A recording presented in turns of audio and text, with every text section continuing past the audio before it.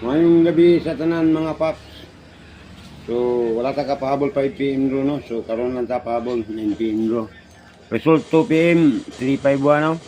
So nakakita sa atong live ganina na ato ang pastar 153 no. Congrats sa kadaog 153. Ka 5 PM eskalera no. Puro po di slide ato eskalera.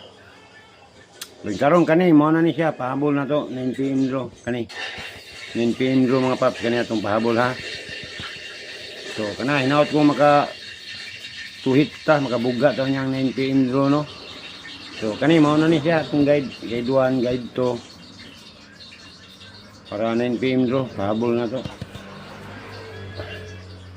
So kana lang mga paps ug mayong gabi kaninyong tanan no. Daghang salamat kaninyong tanan.